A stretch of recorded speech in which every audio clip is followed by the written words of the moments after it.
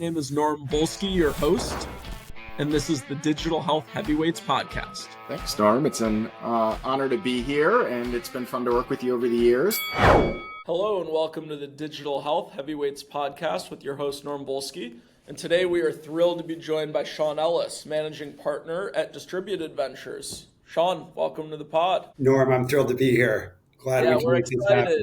We're excited. We expected you to be one of the first 10 or so. Now that we're in our 60s, glad to have you. Better late than never. But Shawn, really excited to have you.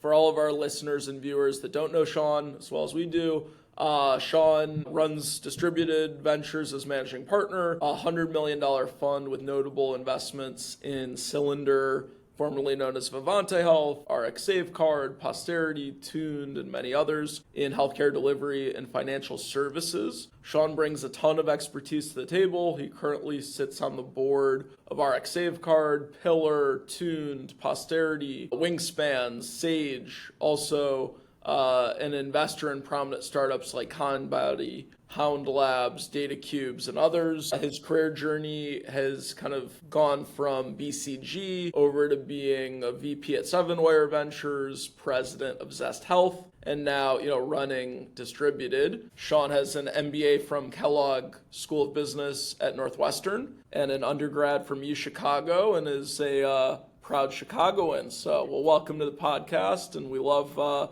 other Midwest brethren to join us. Thanks, Norm. I'm a huge fan of the podcast and obviously of you, having worked with you for a number of years. So excited for the chat today. Absolutely. So we're excited to get you on. I know you spent most of your career in healthcare. What inspired you to get into healthcare and venture? Yeah, really a combination of personal and professional experiences dating back to really the early years of my career, Norm, and even childhood on the personal side. So I grew up in Rochester, Minnesota, in the shadow of Mayo Clinic. A bunch of my friends' parents in my early years were physicians and having, meaningful impact on folks' lives through their work at Mayo. And, I grew up with a lot of family and friends coming through town for world-class medical care. So that was always kind of, my backdrop personally. The other thing I was from the healthcare world? No, they actually weren't. My dad was an entrepreneur, built a company. So I had this privilege of a special fusion of kind of appreciating the impact, the importance of healthcare, and seeing a builder firsthand, over like a 20-year run when I was in my youth or my formative years. So I think those things, I'll be honest, it's a little bit of revisionist history when you look back because it always makes sense. But, at the time when I was kind of finding my way in different experiences earlier in my career, they were all converging around those points. That's really what I came back to. As you noted, I had the privilege of spending the first half of my career in some great professional services, boot camp experiences from investment banking with Lazard's Middle Market Group, doing a lot of healthcare work there. A turn at BCG, and then connecting with Glenn and Lee at Sevenwire, and that was really where I was cutting my teeth in the early venture investing sphere. How'd you meet those folks originally? Glenn and Lee. So it was really luck, to be frank, just serendipity. As I mentioned, I spent some time in banking, and I was unusual.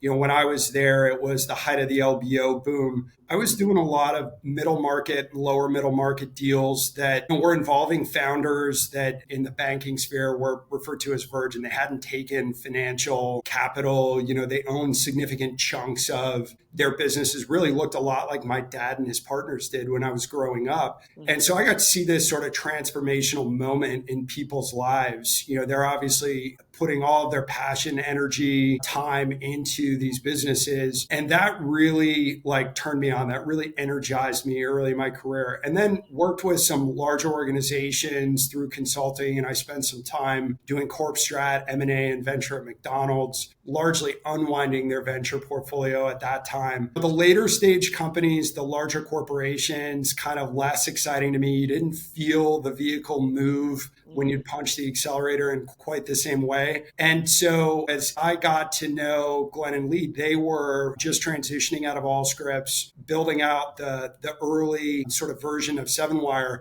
and they were looking for help. And I had a pretty diverse skill set that was valuable to them. And so it was really serendipity. That's amazing. And again, I think when good things happen in people's lives, both professionally and personally, it's kind of the combination of preparation and luck. Like you gotta have some luck occasionally, but if you're prepared, if you build some great skills, like you're gonna create a situation where you're gonna get lucky more often than not. Totally. The harder you work, the luckier you get. And I do find it kind of ironic that you focus in healthcare now, and part of your career was spent at McDonald's, which kind of I creates do a whole mess. joke, and I don't know if you've heard this joke from me, Norm, but I joke that, I've spent most of my career focusing on healthcare and improving lives. And there were a couple of years where I was maybe generating some of that demand for the healthcare system. Jokes aside, like even that experience was really fascinating. And I'm sure we'll talk about kind of that corporate context and how you think about the construct of corporate venture, how you interact with enterprise clients. And, there are very few brands that you can look at that are more global, more ubiquitous than McDonald's. So even there, it was a really interesting experience and had a chance to work with some great folks. Love it. So let's start with your time as VP at Sevenwire. What were your greatest learnings there? I think, and again, they were in the early innings at that point, but I think Glenn and Lee's background as serial entrepreneurs and really effective operators, that was the sort of the PhD level venture exposure for me, in terms of financial analysis and how you want to size up a market, how you want to look at the performance of a company.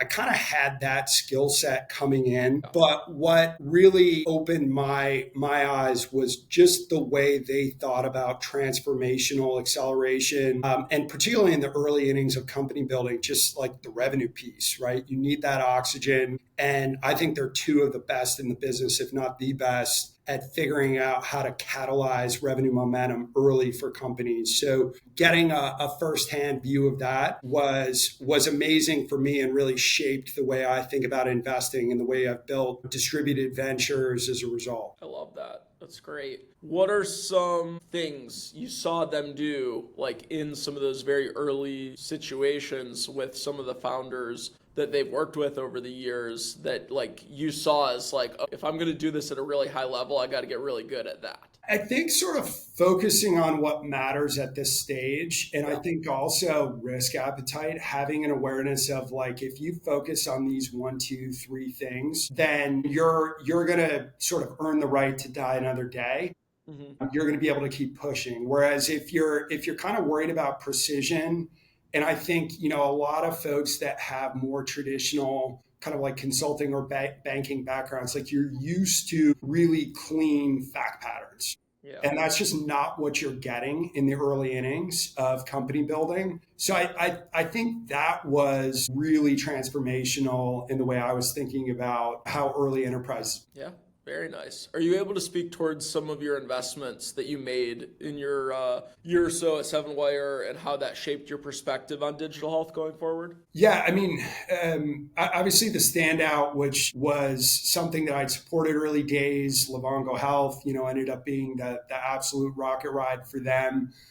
Glenn and Lee, just because they've been in healthcare for like a million years and they're so connected, the deal flow is really strong. And so I was supporting some of the things that were in motion as I came in, but I pretty quickly transitioned into what was effectively an EIR role, building out a concept that we incubated called Zest Health. Yeah. So I spent about 9 months, maybe 12 months with the full transition on the investing side, and then jumped into an operating seat, building out a concept that was, really on a whiteboard when we first started, and kind of like scaling that business to a team of about, 40 and commercial relationships with a handful of key enterprise partners. I love it. So walk me through, that Zest experience, which I honestly think was like big in shaping your career path. You executed strategic partnerships, you defined and delivered product strategy, led the entire team with compassion. What were your greatest learnings from there? What are some of your biggest successes from that time?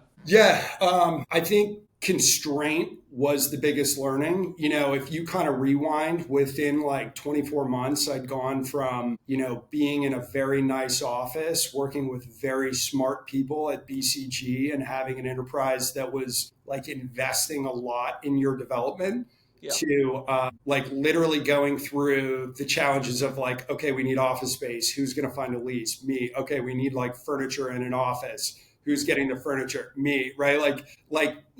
Obviously those are not like super pivotal things for a business's trajectory, but Yeah. just like appreciating the day to day of the resource constraint and the focus and what that means in terms of business performance and KPIs and how you're measuring success. That was the baptism by fire for me, which I really loved. And, ultimately it's sort of shaped where I want to play and where I want distributed ventures to play from an investment stage. Early innings is really where we focus. Yeah, and it has the greatest impact by far. Walk me through what that experience of probably for the first time in your career being given very little resources and just like kind of like figure it out. Like here's the big vision, like here's the blueprint, but like you got to Yep. start from scratch. Like what did that teach you and then what do you look for in entrepreneurs that you're considering making an investment in that you're Yep. trying to check for like hey, do they have these couple things that I learned the hard way that like were super crucial to making it.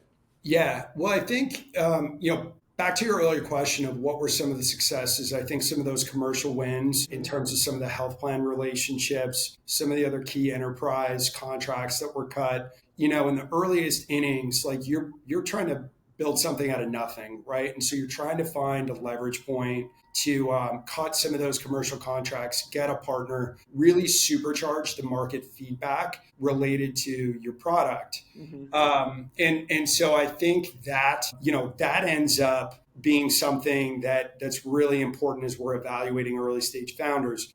Mm-hmm. It's a gross distillation, but I think ultimately you've kind of got two founder paradigms. You've got like the commercial first founders that are selling ahead of where the product may be today. And you've got more technical sort of product first founders that have found an interesting niche. They're building really compelling product. They may not have things totally figured out, which is probably an understatement, right? Everyone's Yeah. always evolving and pivoting, right, in their go to market in the early innings.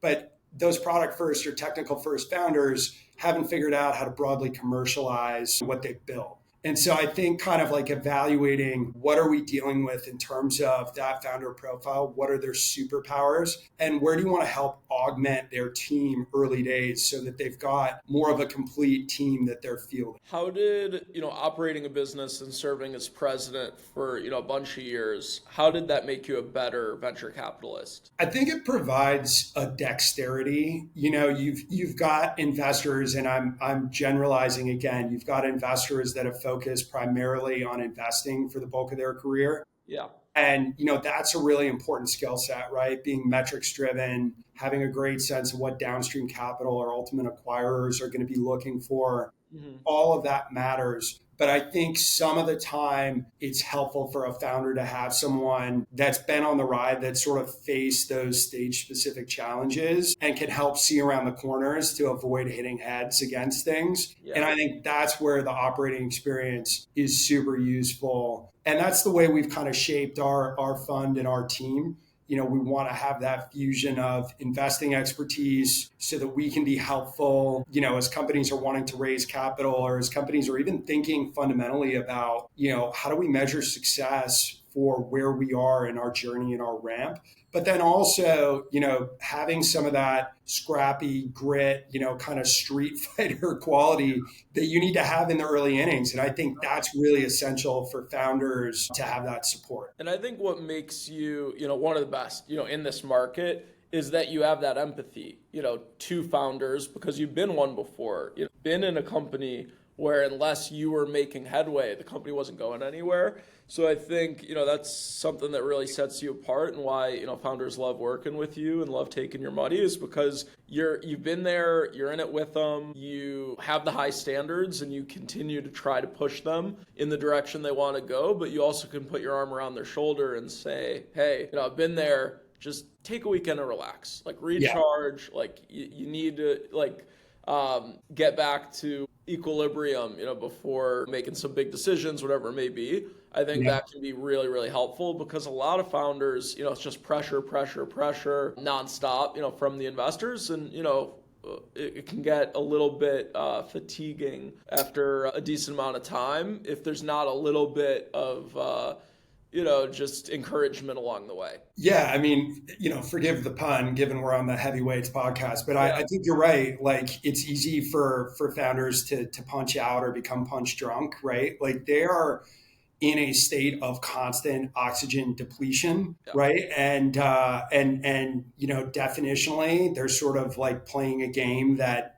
statistically the odds are stacked against them. So that degree of compassion and finding the right balance, I think knowing how to interface in the moment, you're going to have times where you need to push in a painful way. And you've got other times where you've just got to be like really empathic, right? And help them resuscitate a bit so that they can kind of see the field clearly. Yeah, and I have a hypothesis over the years. I've noticed a lot of very successful people in all different types of walks of life, and especially in this industry. And I think what a lot of people have in common that are ultra successful is they prioritize time over anything. Time is more valuable than even money, and I think that is a really important concept for founders to have. And if they have that, they're going to be more successful than average, because although money is important and you got to be really good stewards of your finances, at the same time, the founder's time is, I would argue, the biggest asset that a company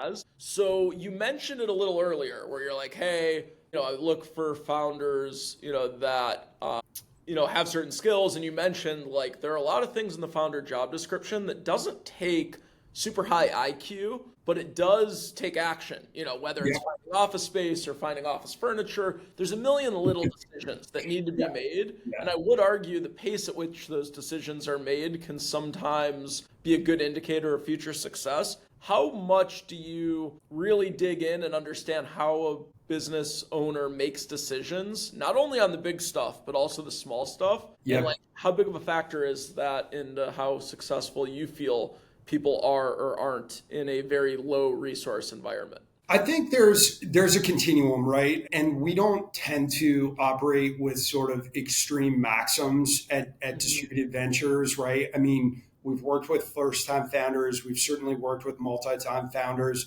I think it's about kind of knowing where someone is on that continuum, what their confidence level is. And, you don't want to get in the way. You don't want to be a hindrance in terms of the day-to-day operations. I'll say when I was coming back to the investing seat after my time at Zest, when I was building out NFP Ventures, which was a corporate venture fund that have evolved into distributed ventures, one of the things, probably part of it was on my side of the line. Part of it was founder perception. I'm not here to operate, right? I own a minority of the company. I'm often one of several directors on the board if I have a governance role. It's the founders to operate. It's their baby. You do sort of take temperatures or observe over time, is the judgment sound, and what zones are they particularly good? Right? Because someone may be great in terms of their BD acumen. They may need a little bit more help with, hiring, finding great talent, sharpening strategy, shaping up for capital, all these different dimensions where you lean in and you provide that support. So I think you've got a sense of, what someone comes to the table with when the journey starts. You can see that in their track record, what they've done previously. You're doing diligence, calling around, getting reference checks, really getting an appreciation for what makes a founder tick and what's a good fit, right? Because I think we have this realistic view, there's a lot of capital out there. There are certain contexts where we can be advantaged. There are others where someone else may be better suited to support a founder in realization of their vision. Yeah. So you sit on, plenty of boards from phenomenal healthcare companies, including Cylinder, Vivante, Kindbody, Posterity, many others. What is your philosophy on providing value to the companies that you sit on the board of? Yeah, I think it's sort of doing the work. I don't mean to be folksy, but appreciating the dynamic of the board, appreciating, was there a board construct you're stepping into, getting to know those directors. I'll say as an aside, it does floor me that folks will come in to a cap table, cut a significant check, and they're not having those conversations and getting an appreciation for dynamics. I can appreciate that an incoming investor may view a prior investor or director as biased or those types of things, but kind of call out the bias. So what I would say when we come to the table or when I do individually is appreciate, is there someone that's kind of the executional like stalwart on that board? Is there someone that's, particularly strong on strategy, go to market? It's kind of appreciating like what's the balance as a whole and what does the founder or founders and the company need for where they are in their ramp. And sort of adjusting accordingly. I like that. It's really good advice. You have no idea how many people will reach out to me in a given year and say, hey, I think I'm at the level of my career where I'm ready to sit on boards and do advisory work. I think that's all great in theory. I think a lot of people struggle to know like what actually that entails and what type of expectation and time commitment they're signing up for or volunteering to sign up for. So can you walk us through like what is the day in the life, not just like the week of the board meeting, but like all quarter, all year long? Like what are some of the things that you do that aren't very glamorous that really do help your companies move to the next level? So I think to your comment on people saying like, hey, I want to be involved in a board, I think that'd be a good use of my time and I can be useful. Stage matters a lot, right? So for where we typically attach and cut an initial check, it's usually a seed stage where we're taking a board seat. And, you're really trying to normalize sort of the performance of the company and the way the reporting reflects that execution, right? And so a big part of that is budgeting, setting an annual budget, not as a rote exercise to like check the box because, the investment docs stipulate we have to pass a budget by XYZ date, but thinking about budget as a forcing mechanism and how that connects to KPIs and sort of management dashboards, how that connects to compensation structures, right? So that the management, you can hopefully mitigate some of the chaos in how team members are thinking about accountability and performance, bringing the right talent in, thinking about, is there sort of an opportunity for a talent level up? Those are probably like outside of the board meetings that have more of a defined structure. Those are the points where we spend a significant amount of time. And some of the time when we're coming to the table, a founder may know there's a great market opportunity here. We've done the work in a thesis-driven way to say, hey, structurally, we feel like this is an interesting opportunity. This company's advantage. We can be unique in the value prop we bring. But we may be, kind of starting from square one saying like, let's really get a good sense of your unit economics, the drivers of the business, the core lever. That's really essential. If founders need that support, we're happy to lean in. Yeah, there are hundreds, if not thousands of people that will like look at your LinkedIn page and be like, oh, that's where I want to be. Like, I want to sit on 6+ boards. I want to do these things. And my advice to them would be, well, do a really good job on the first one. And if you do a really good job on the first one, how do you think Shawn got his second, third, fourth, fifth? Like they asked the first couple, hey, like, is he a really helpful board member? Is he someone that, you want in the trenches when, you go into battle and all those things, and you get invited to a lot when the first handfuls say, yeah, like all day, every day. And this is one of our most valuable board members, if not our most valuable. And that's how you, stack anything in business, is build up a really good reputation and a really good brand. So in addition to that, any other advice for people? I think like sought after and like well-liked board member that a CEO would like tell anyone, hey, like you got to have this person on because this is what they've done for me. So first of all, going back to your point about, like, I think I want to do this and how do I get in that game? I think really understand not just what I just mentioned in terms of the day-to-day, but like, what does it entail? And back to your comment about time, everyone's time, it's the ultimate scarce resource. It doesn't scale. So appreciate like, what are the economics of this? Like if you're not coming on as an investor director, is there cash compensation? Is there an equity component to it? Is that worth your time? That varies stage to stage. And then I think the other dimension of, how do you kind of build that track record? It's kind of like, I would say, ask the right questions up front, get in the game and see if you like it. Because I think it's more a function of, does this really speak to your passions from a stage vantage point, independent of the vertical in healthcare? Do you like helping founders with challenging problems at this moment in the company trajectory?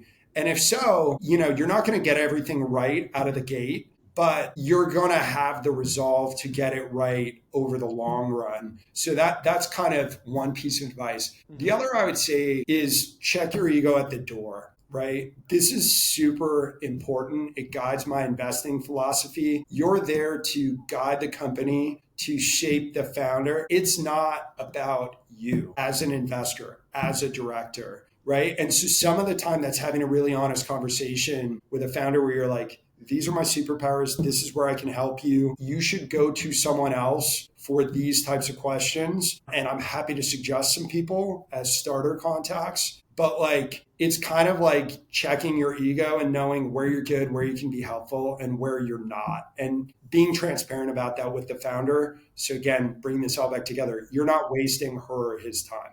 Yeah, no, I can completely agree. And I would say in just about any job, what is your job? It's to serve the, other person, another purpose. If you're a board director and advisor, your job is to help the seat, full stop. And if you're not doing that, then you're not doing a great job, and they'll find someone else. And obviously you've done so well that not only do you stay on the boards you're on, you get new ones by kind of having that servant leader mentality where it's hey, I'm here to serve you. And if I'm doing that effectively, we'll both be really, really successful in the long run. There are a lot of people that will come to me and, some of them are commercial backgrounds.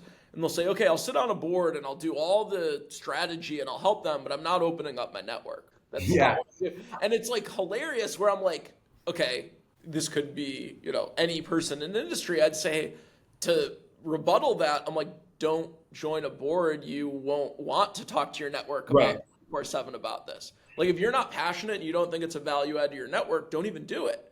But if you're going to do it, you have to open your network. That's part of the, part of the game, and that's part of what you're signing up for. So what would be your advice to people who say, yeah, I'll sit on a board, I'll help with the strategy, but I can't open up my network to it?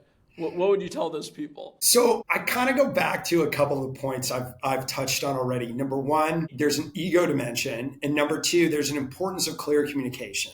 Yeah. Right. And so I think having a very frank conversation with the founders and saying, what are you looking for? Here's what I'm able or willing to do. Doing that up front is really essential. The dimension that's somewhat obvious is if you have a really rich network and you have the ability to catalyze revenue momentum for a firm and you're sitting on the board, if you don't do that, that's a signal in market. Right. And so I think, that kind of comes back to ego. It's this isn't about you. This is about how you can, uniquely help a company. And if a signal in market is a negative signal because you're not willing or able to do that, then maybe it's the right thing for you to join that board. But I think you just have to have a really frank conversation, an open conversation with the founders about. Yeah, absolutely. Can you share any stories from the companies that you've worked with, perhaps in the early days, and how those stories shaped your perspective on building a digital health company? Yeah.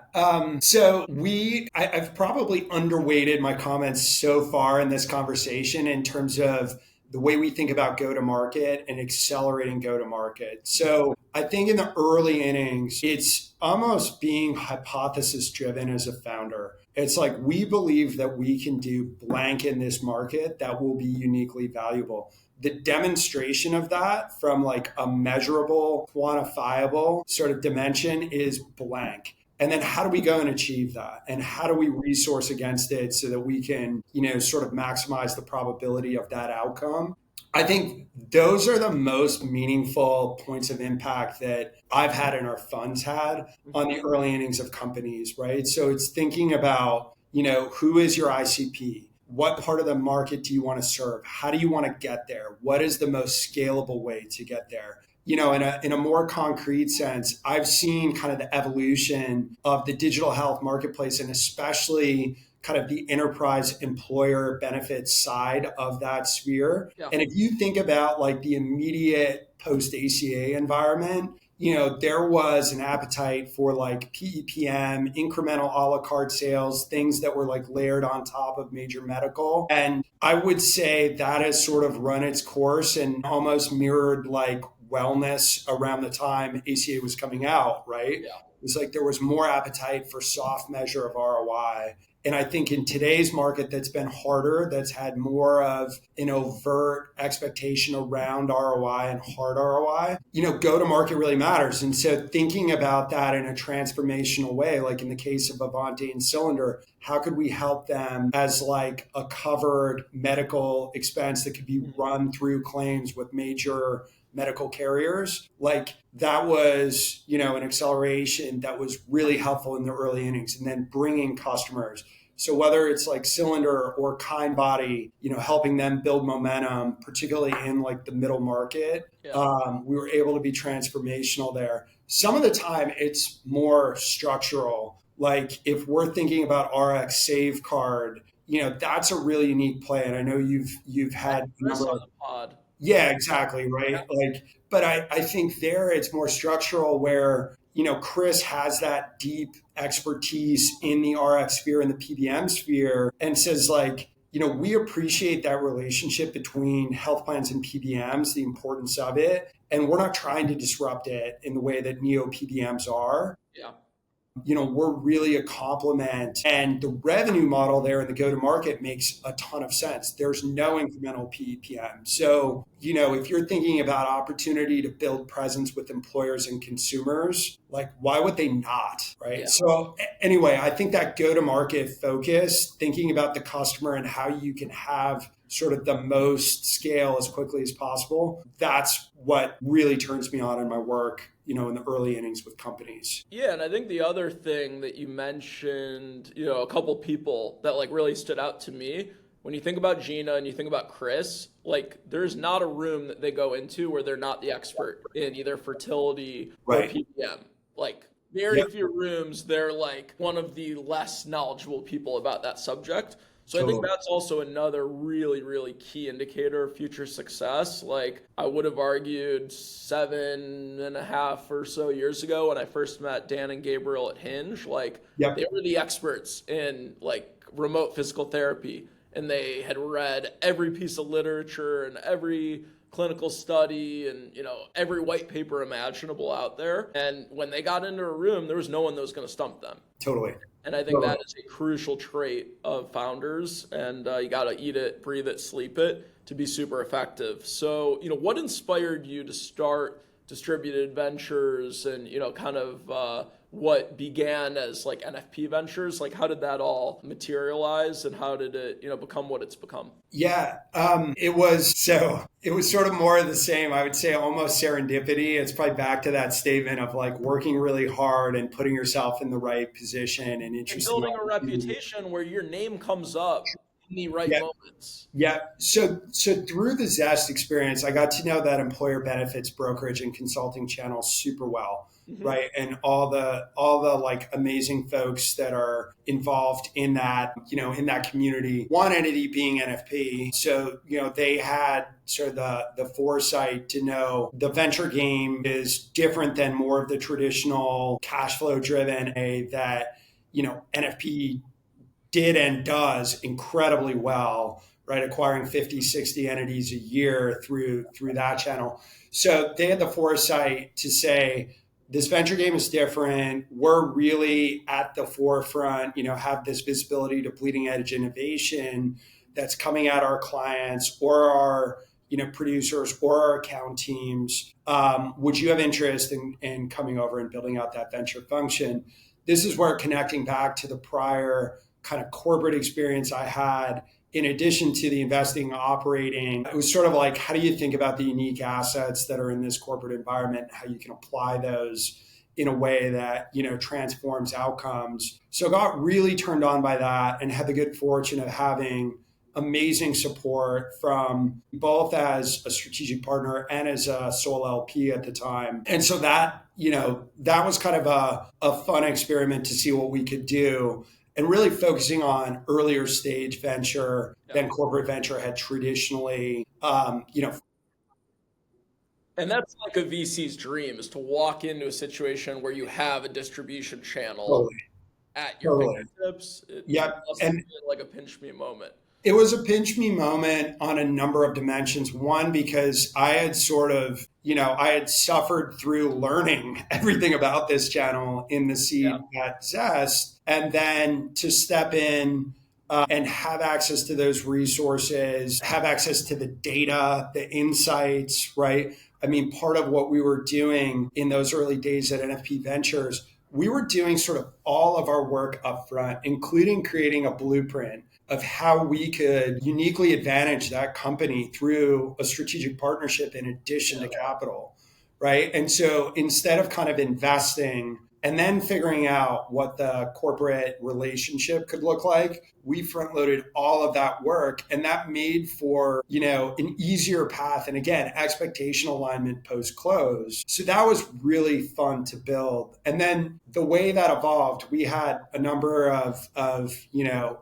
early wins, had 5 exits in a couple of years. And on the back of that, That is rare to do early stage investing and have exits that quickly. Like, that is very unique for our viewers, listeners. Like, don't take that one for granted. Well, thank you. I mean, we had a favorable market, some tailwinds, in that regard, but it was a really exciting time. And so NFP supported us spinning that investment function out of NFP, creating distributed ventures. They staked us as an anchor LP. We welcomed in capital from outside of the NFP universe as well. Continue to have a really strong focus on insurance acumen, right? So stepping back, our meta thesis is we invest in the future of risk in a variety of contexts. And for us, that takes the form of employer benefits or employer solutions, insurtech and fintech. And for us, we're often seeing a ton of convergence among those verticals in terms of solutions, how they go to market, how they're serving the end customer. So in our LP bases, we spun out and took capital beyond NFPs. There was really a focus on what's value add capital in each of those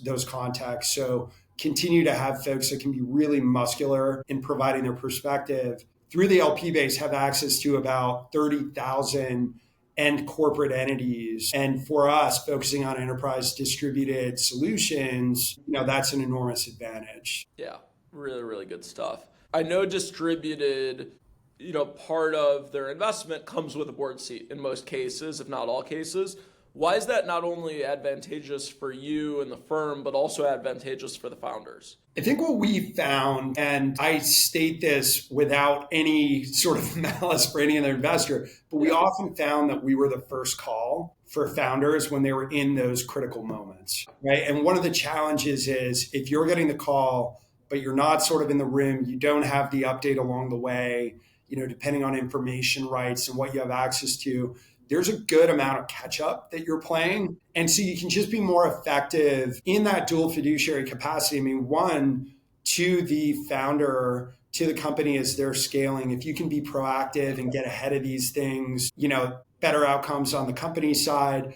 For your investors on the LP side, you can drive better return. So that's sort of the way we evolved. I think we were a little bit more flexible in the prior fund, but with the DV launch of the more recent fund, we've been more kind of resolute that we like to serve that role. Just out of curiosity, I know there's a lot of factors here, but if a CEO is to build their ideal board, is part of it just like, hey, who are the handful of people I want access to, and I want their time, and I want like the ability to call them at any moment and like they answer because they have enough vested interest? Like, is it that simple, or what else goes into it? I almost feel like, and this is a bit of a first principles suggestion, but if you're a CEO and you're wanting to get to, who are the best directors, I'd almost step back and say, what are the things that you want from your board if you're thinking about homework that you would like to give people, right? Like, what is the leverage that you would like from your board?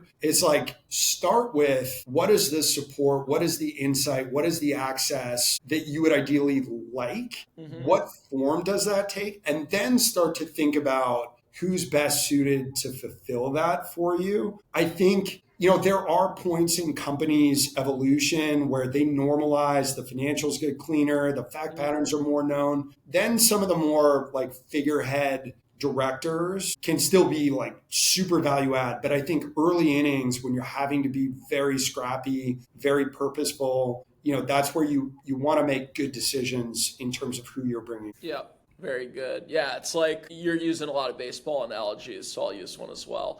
Sometimes like the up and coming, MLB player like might not want Scott Boras as their agent because like he tends to represent like the biggest superstars in the space, and like maybe a 4-year, $20 million contract like doesn't move the needle for him as much as like the $600 million contract he's trying to get for the biggest superstar like Juan Soto. So like sometimes it's the same thing with founders. You don't always want like the biggest names you can get on a board because sometimes they aren't the most active board directors and they might not be giving you a whole lot of their time. And what I would argue is like what you want the most of is time and energy and care. Like if you got those things, I'd rather have that in spades than, to get just big names on a board that don't necessarily bring a lot of the day-to-day help.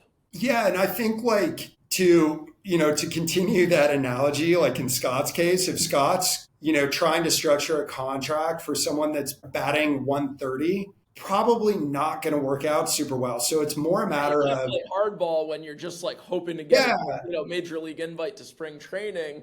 Like what works for Juan Soto does not work for like the marginal MLB player, and like maybe they get there at some point.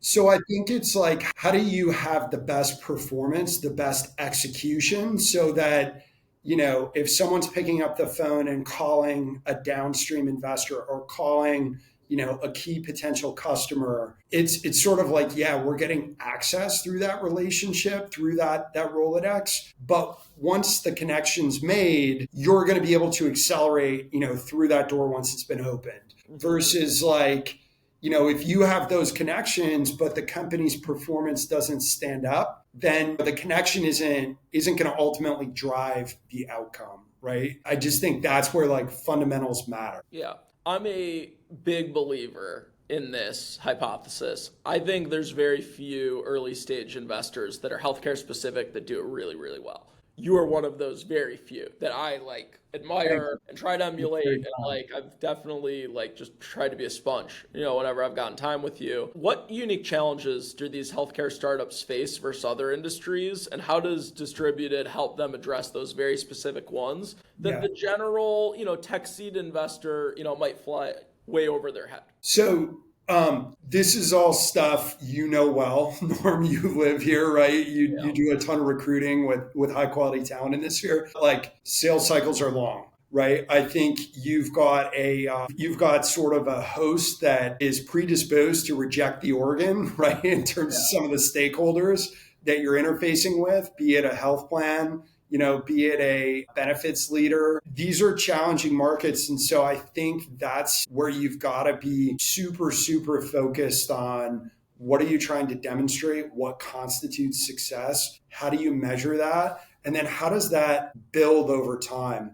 Maybe to frame it in the negative, I think the thing that's super challenging in the healthcare sphere is if you're too broad, because like the sales cycles or sort of getting the product positioning, pricing, what have you, like getting that dialed so that it really resonates, there's a good chance that the time to refine that will exceed your runway in terms of your capital. And so I think just like being really, really structured in your thinking and then aligning your team around those like North Star goals. Those are things that are really important. This has kind of gotten easier. It's almost like the bad news is the good news for founders over the last couple of years, right? When the capital markets slowed down, it was like you had to become more efficient in the way you were thinking about building. I think in the like 2018 to 21 period where like founders were just getting like gobs of cash dumped on them, Yeah. it was harder to operate with that discipline day to day. Yeah. I saw it in my business for sure that there's a lot more scrutiny put on hires these Yeah. past couple years than like the previous three, for sure. Walk us through how you help companies with their commercial go-to-market strategy and like building product market fit. Yep. So it's a question of how you can have the most impact as quickly as possible. That's obviously a super yeah duh statement, but specifically, does it make sense to go through a carrier? If so, what type of carrier? Is it major medical? Is it sort of ancillary benefits? Is it stop loss? Like following the money and who has risk exposure associated with the problem that you're trying to address. Understanding that at like a second or third order level of expertise, not just the superficial. This is a big problem driving trend. And so everyone's going to have an interest in sort of resolving that problem. That's kind of not the way the healthcare market works, right? So for us, understanding who are key stakeholders, who's bearing risk here, how do you structure a contract to have maximum impact? Does that make sense coming through sort of medical claims billing? Does that make sense in terms of like a transaction based, sort of like as a stakeholder realizes value, they're paying out of that value stream. So it's almost like a guaranteed savings model, but of a different form. So yeah, I think like really stepping back as an evolution from the PEPM sort of pricing structure, appreciating who's bearing risk. How can you structure that as a win-win? How can you maximize distribution through some of those channels and potential channel partners? Can you walk us through a success story, through the distributed ventures portfolio that kind of is an example of that? Yeah, totally. So a couple examples. I mean, one is Posterity Health, right? As we've noted, we've had a focus on kind of fertility and family planning. Kindbody was one investment we made in that sphere. And both of them are like multiple time founders. Multiple time founders, like lights out operators. So in the case of Posterity, Pam was a BD extraordinaire, had sort of inked relationships with the major fertility benefit managers and administrators, but there was sort of a growing awareness of the male factor in, couples' challenges to conceive in their family planning journey. And so thinking about that multi-phase approach and supporting, number one, you've got these relationships so that you are the sort of intel inside male support for the major FBMs and fertility benefit administrators that are in market. Okay, great. That's sort of stage one. Stage two, when you're starting to think about spend that companies or households are allocating to IVF, it really is on par with some of the other companies like a Hinge Health, right? And where they built a business, orthopedic expense, avoidance of unnecessary surgeries, huge cost driver. Yeah. IVF spend is on par with orthopedic surgery. And there's a lot of waste because you go through all these treatments on the female side when the male is the right. problem.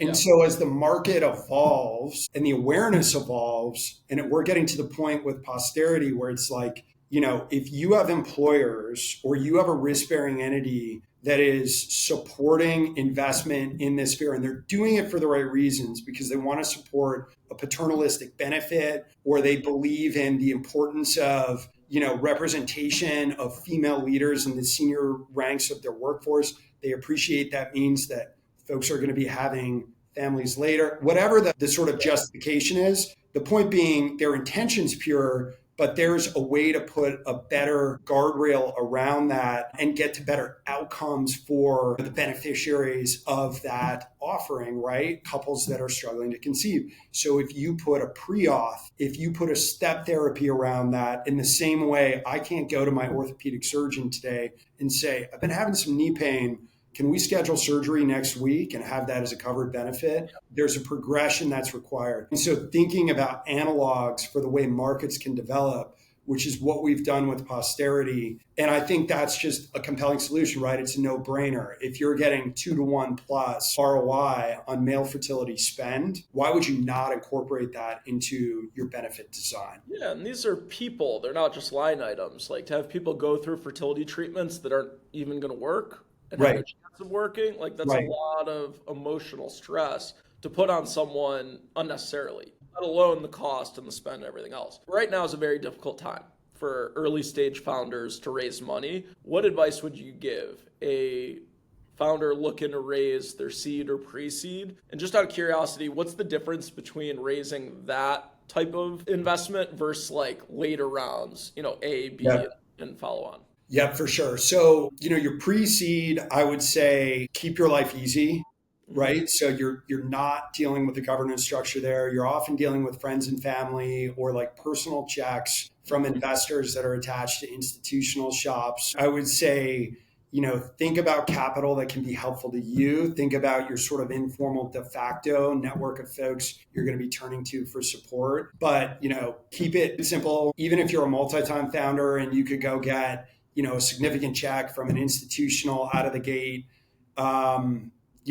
think critically about that before you press go. I think when you get into the seed stage, you want to have a product that is built or very close to built. You want to be in market or rapidly approaching your go to market sort of coming out party. From there, you want to be demonstrating early innings of product market fit. Your Hmm. series A is really, okay, we've seen these early kind of demonstrations of success, causes for conviction. Here's what we're doing with money from here. Hmm. And that, that's sort of the basis for the series A. It's like, here are the uses of capital in a really explicit way. How does that connect to the forecast of the business and how we drive it? How are we going to know if we're on track or off track? Right. So my guidance to investors, that's all sort of like in any market environment. I Yeah. feel like that's generally the case. My guidance in this environment is have a sense of the time on the clock and how much runway you have. You could go out and get a round pulled together super quickly. It could take you, 4, 5, 6 months. So make sure you have enough gas in the tank that you're not kind of with your back against the wall as you're raising, and be prepared, right? So, get your data room, get your materials pulled together, caucus with folks that you have in your network that have perspective here, really walk them through these materials, do some dry runs, because it is an environment, it's a more investor friendly environment in terms of choice. Yeah. You may it's like you're never going to get a second chance for a first impression. I feel like that sort of matters more with investors in this environment Yeah. than it typically does. Pendulum always swings in the other direction. So whatever Yeah. is today's reality, it's going to be a different one at some point in the future. So great insights. I ask everyone who joins the podcast, you live healthcare, you breathe it, you sleep it, you work in it all day. How do you participate in it yourself? Like how in a very stressful job, running a Yeah. huge fund, managing a lot of money, having some anchor LPs that you're accountable for, you have fiduciary duty to. Like how do you stay sharp? How do you de-stress and stay right Yeah. mentally in a very stressful job? So, try to get regular exercise, right? Kind of combo of like strength cardio stuff. Hmm. I guess the more interesting answer I would give that's more like sort of comprehensive wellness is, I have kids, I have a young family. Yeah. Like for me, what I've found, part of it is endorphin release and sort of staying grounded for me through, remaining active. Yeah. And part of it is ensuring balance in life. And so if I'm home, I'm trying to have like dinner with my family, like trying to sort of like read to my kids, have those moments, because that's an important part of the broader balance in my life. That's really important. Part of that's being a good partner to my wife, but also an awareness of like, these are moments that I won't get back in my life. Yeah. So it's not like physical exertion or like, is this helping my biometrics, but it is really important to my happiness Yeah. and making sure I'm being successful in a multidimensional sense, not just at work. This is going to sound really corny, but when you become a parent, like a flip switches in your mind where you're like, you almost have that investor mentality where you're like, hey, like I need to do things today that are going to make my future self happier and like my kids happier. So like I got a lot more into fitness when I looked at my kids and I thought, okay, like I want to see what the next 50 years of their life is like. And for me to be able to do that, like I need to physically, be healthy. Totally. So, I started working out a lot more and like focused on cardio and, really focused on general health a lot more once I had kids. Cause I'm like, hey, like it's not just, I got to make it to the next week or month or quarter and just like, I'll worry about it then. Like you stop delaying things when you have something bigger to plan for. And kids. I think you have this sense of like, I'm going to do things the right way for an extended period. And the sort of payoff may be delayed, right? But it's still worth doing the right things in a disciplined way, knowing that it may not be an immediate sort of like gratification. I think that becomes more important. I don't know if parenting helps me in investing or vice versa, but there's a virtuous circle there for sure. There's a common theme between people willing to delay gratification and being great parents, being great business owners, being great investors, like all of those things super important to being able to delay gratification. And couldn't agree more. And then last question I'll ask, I think what we put in our bodies, makes a big impact on, overall health and longevity. Any healthy recipes that you or your wife make that, keep the Ellis family, energized and performing at a high level? Well, you are asking the wrong sort of partner in our household. My wife is the CEO of all things related to nutrition and health. All right. Sort of keeping the family in charge. So, I would say we try to eat fresh things. We try to avoid processed foods. These are all things that I think Bill Snyder from Cylinder and his team would sort of emphasize, right? I've used the Cylinder product, and yes, it did guide me away from those things, and I feel a lot better eating whole foods than processed crap. Totally. Bill and team. Totally. So I don't know that there's like a silver bullet recipe. It's more of like a lifestyle. Like, even good fat is great as opposed to highly processed. Oh yeah. Low fat, in air quotes, things. Well, great advice. And Shawn, thank you for joining us on the Digital Health Heavyweights podcast. Really appreciated your insights and advice. And I know a lot of our listeners and viewers are going to be really excited to listen. So thank you so much, and we'll be in touch. My pleasure. Thanks, Norm. Take care. Really enjoyed the chat. Thank you for joining. Please like, comment, and subscribe below if you enjoyed it.